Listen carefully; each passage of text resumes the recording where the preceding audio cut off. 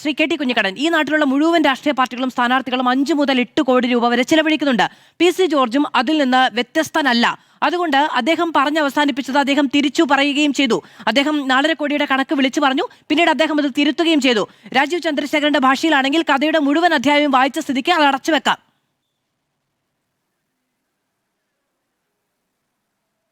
അല്ല, ഇവിടെ ഷാബു പ്രസാദ് ചെയ്തിരിക്കുന്നത് ഇഷ്ടം പോലെ പണം തെരഞ്ഞെടുപ്പിൽ ചെലവഴിക്കുന്നുണ്ട്.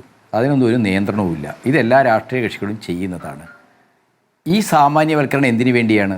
BJP കഴിഞ്ഞ ഒരു 12 വർഷക്കാലമായി ഈ രാജ്യം ഭരിച്ചുകൊണ്ടിരിക്കുന്ന പാർട്ടിയാണ്. BJP 2014 തെരഞ്ഞെടുപ്പ് മത്സരിച്ചപ്പോൾ BJPക്കാർ പണം ചെലവഴിച്ചത് BJPയുടെ ഇലക്ഷൻ കമ്മിറ്റി വഴിയല്ല. ഇന്ത്യയിലെ വലിയ മൾട്ടിനാഷണൽ കമ്പനികൾ BJPയുടെ പ്രചരണം ഏറ്റെടുക്കുകയാണ് ചെയ്തത്. പല തലങ്ങളിൽ ഏറ്റെടുക്കുകയാണ് ചെയ്തത്. അപ്പോൾ BJPയുടെ ചിലവായത് വന്നിട്ടില്ല. BJPയുടെ തെരഞ്ഞെടുപ്പ് കമ്മിറ്റികൾക്ക് ഇഷ്ടം പോലെ ഫണ്ട് അവർ പമ്പ് ചെയ്യുന്നുണ്ട്. എന്നാൽ ഷാബു പ്രസാദെ, അങ്ങ് മനസ്സിലാക്കേണ്ട ഒരു കാര്യം, കേരളത്തിലും ഇന്ത്യയിലും പ്രവർത്തിക്കുന്ന ഇടതുപക്ഷ പാർട്ടികളൊന്നും ഇങ്ങനെ പണം ചിലവാക്കുന്നില്ല. 10 കോടി എന്നൊക്കെ പറഞ്ഞാൽ ഇടതുപക്ഷത്തിനൊരു മണ്ഡലത്തിൽ ചിന്തിക്കാൻ പറ്റാത്ത പണമാണ്. എന്ന് മാത്രമല്ല, നമ്മുടെ തെരഞ്ഞെടുപ്പ് ചിലവായി കണക്കാക്കുന്നത് എന്താണ്? തെരഞ്ഞെടുപ്പ് ചിലവായി കണക്കാക്കുന്നത് അതിൻ്റെ പ്രചരണ പോസ്റ്റർ, ബോർഡ്, ഓടുന്ന വാഹനങ്ങളുടെ ചിലവ്, അതിൻ്റെ വാടക, ഇന്ധനച്ചെലവ്, അതുപോലെ തന്നെ ഓഫീസ് എക്സ്പെൻസ്, മൈക്ക് ചിലവ്, ഇതൊക്കെയാണ്. ഇതെല്ലാം തന്നെ എന്താണ്? ഇലക്ഷൻ കമ്മീഷൻ നേരിട്ട് വന്ന് ബൂത്ത് തലം തൊട്ട് ഓരോ സ്ഥാനാർത്ഥിയുടെയും ഈ കാര്യങ്ങൾ മുഴുവൻ എന്താണ്? അവർ വീഡിയോ ചെയ്യുന്നതാണ്, അവർ റെക്കോർഡ് ചെയ്യുന്നതാണ്. നമ്മൾ കൊടുക്കുന്ന കണക്കിൽ ഇതിൽ നിന്ന് വ്യത്യസ്തമായി അവർ റെക്കോർഡ് ചെയ്തത് കാണിച്ചിട്ടില്ലെങ്കിൽ ഇലക്ഷൻ ചട്ടത്തിൻ്റെ ലംഘനമാണ്, ഇലക്ഷൻ ചെലവുമായി ബന്ധപ്പെട്ട ചട്ടത്തിൻ്റെ ലംഘനമാണ്. അപ്പോൾ എങ്ങനെയാണ് ഓരോ സ്ഥാനാർത്ഥിയും ഓരോ മണ്ഡലത്തിലും ഇഷ്ടം പോലെ 8 അല്ല 10 കോടി ചിലവാക്കുന്നൊക്കെ പറയുന്നത്? അങ്ങനെ അങ്ങ് ഇതിനെ സാമാന്യവൽക്കരിച്ച് PC ജോർജ് പറഞ്ഞിരിക്കുന്ന കാര്യങ്ങളെ നിസ്സാരമാക്കരുത്, ലഘൂകരിക്കരുത്. PC ജോർജ് എന്താ പറഞ്ഞത്? 4.5 കോടി രൂപ തൻ്റെ ഇലക്ഷൻ പ്രവർത്തനത്തിനായിട്ടുണ്ടായിരുന്നു. അത് എങ്ങനെ ചിലവഴിച്ചു എന്ന് എനിക്കറിയില്ല, അതിൽ എന്താണ് നടന്നതെന്ന് എനിക്കറിയില്ല. അപ്പോൾ അതിലെന്തുണ്ട്? 4.5 കോടി രൂപ ഇലക്ഷൻ പ്രചരണത്തിനായി ആ പൂഞ്ഞാർ മണ്ഡലത്തിൽ എത്തി എന്നുള്ളത് ഇലക്ഷൻ ചട്ടങ്ങളുടെ നഗ്നമായ ലംഘനമാണ്. ഒരാൾക്ക്, ഒരു സ്ഥാനാർത്ഥിക്ക് ചിലവാക്കാവുന്നതിൻ്റെ പരമാവധി തുക 40 ലക്ഷമായിരിക്കുമ്പോൾ എങ്ങനെ 4.5 കോടി വന്നു എന്നുള്ള ചോദ്യമില്ലേ? PC ജോർജ് ഒരു വിടുവായത്വം പറഞ്ഞതാണ് എന്ന് പറഞ്ഞ് നമുക്കത് അവസാനിപ്പിക്കാൻ കഴിയുമോ? അങ്ങനെ കഴിയില്ല. ഇപ്പോൾ ഇതുമായി ചേർന്നുകൊണ്ട് BJP സ്ഥാനാർത്ഥികൾ മത്സരിച്ച പല മണ്ഡലങ്ങളിലും എന്താണ്? വോട്ടിന് നോട്ടുണ്ടായിരുന്നു, നോട്ടിന് വോട്ടും ഉണ്ടായിരുന്നു.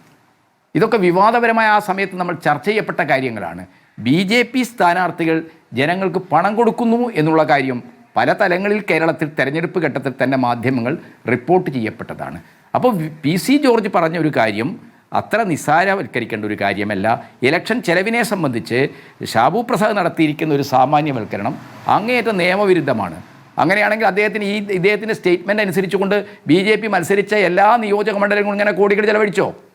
ആ കോടികൾ ചെലവഴിച്ചിട്ടുണ്ടെങ്കിൽ അവർ കൊടുത്ത മുരളീധരൻ ജയിച്ചിട്ടുണ്ട്.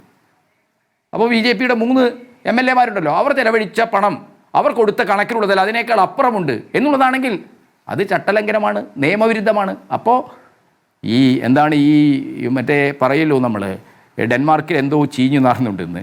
എൻ്റെ ഷാബു പ്രസാദെ, അങ്ങയുടെ പാർട്ടി ഈ രാജ്യം ഭരിച്ചുണ്ടാക്കിയിരിക്കുന്ന ജനാധിപത്യത്തിൻ്റെ സർവ്വ സുതാര്യതകളെയും തകർക്കുന്ന, വലിയ രീതിയിൽ കറപ്ഷൻ നടത്തുന്ന, വലിയ രീതിയിൽ പണം ഉപയോഗിച്ച് എല്ലാത്തിനെയും പോയി നിങ്ങളുടെ ഓപ്പറേഷൻ ലോട്ടസ് എന്നൊക്കെ പറയുന്നത് എന്താണ്?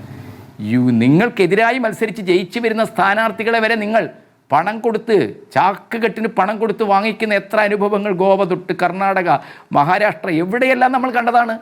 അപ്പോൾ ഇതൊക്കെ ഈ രാജ്യം ചർച്ച ചെയ്തിട്ടുള്ള കാര്യമല്ലേ? അപ്പോൾ നിങ്ങൾ ഇഷ്ടം പോലെ പണം കോർപ്പറേറ്റുകൾ സമാഹരിക്കുന്നു. അങ്ങനെ പണം സമാഹരിക്കുന്നതിനെ നിയമവൽക്കരിക്കാൻ വേണ്ടി നിങ്ങൾ ഇലക്ട്രൽ ബോണ്ട് കൊണ്ടുവന്നു. ഇലക്ട്രൽ ബോണ്ട് വഴി ഇഷ്ടം പോലെ പണം ചിലവാക്കുന്നു. ആ പണം എന്താണ്? നിങ്ങൾ ശേഖരിക്കുന്ന പണമൊക്കെ തെരഞ്ഞെടുപ്പ് ചട്ടങ്ങൾക്ക് വിരുദ്ധമായിട്ട് ചിലവാക്കുന്നു എന്നുള്ളത് ഒരു ഇന്ത്യൻ യാഥാർത്ഥ്യമാണ്. ഇന്ത്യയിലെ തെരഞ്ഞെടുപ്പ് നേരിടുന്ന ഒരു വലിയ ഭീഷണിയാണ് നിങ്ങൾ പണമിറക്കുന്നത്. ശരി.